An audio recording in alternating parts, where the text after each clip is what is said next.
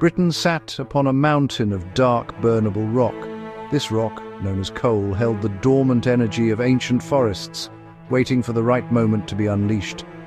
For centuries it was used modestly, providing warmth for homes and heat for simple forges. But as the 1700s dawned, a new and powerful idea began to take shape. People realized that the intense heat from burning coal could do more than just warm a room. It could turn water into steam, and steam could be harnessed to do the work of 100 men.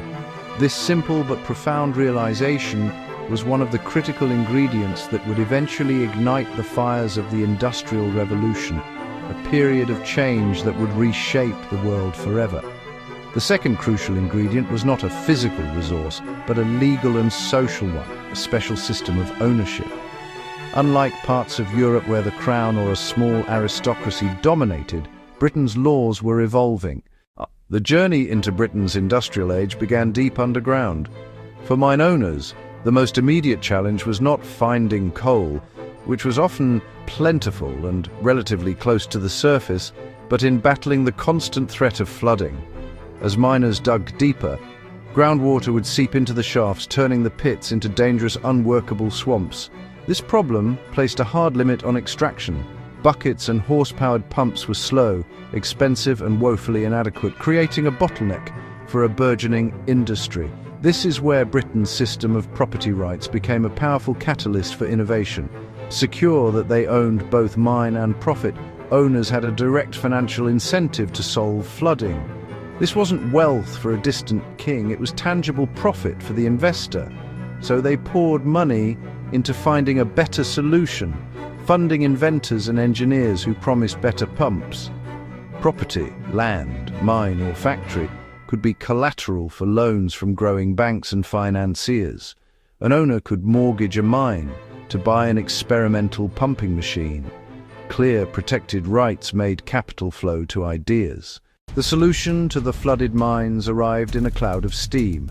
Inventors had tinkered with steam pumps for decades, but James Watt's crucial improvements in the 1760s and 70s transformed the engine from clunky novelty to workhorse.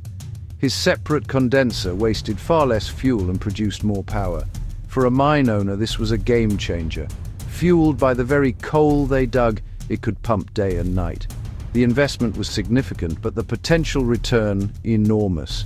In Britain, you didn't need royal favour. A small factory owner could see mine pumps and imagine new uses. Because he owned his factory and profits, he had motive and means to reinvest or secure a loan. Rotary motion meant the engine could do more than pump, it could turn a wheel. A single engine could drive dozens of spinning jennies and power looms, multiplying output. Faster and cheaper than water wheels or hand labour. Profits climbed, fueling expansion, new machines, more workers. A virtuous cycle spread across industries. Coal, ironworks, textiles, each reinforcing the next. The explosive growth of Britain in the 17 and early 1800s was no accident of geography. Others, like China, had vast coal, but lacked the specific legal and economic framework that made Britain so dynamic. In Britain, accessible energy met secure property rights. That meeting created fertile ground for the Industrial Revolution.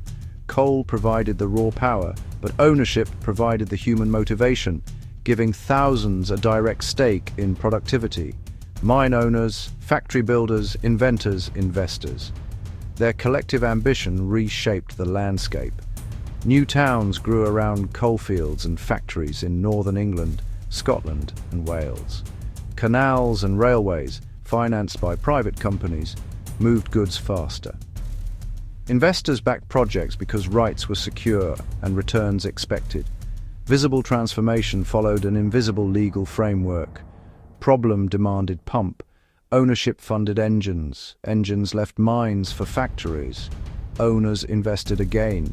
Across industries, technical problem, economic incentive, technological solution. The result, a tidal wave of innovation and the first industrial superpower.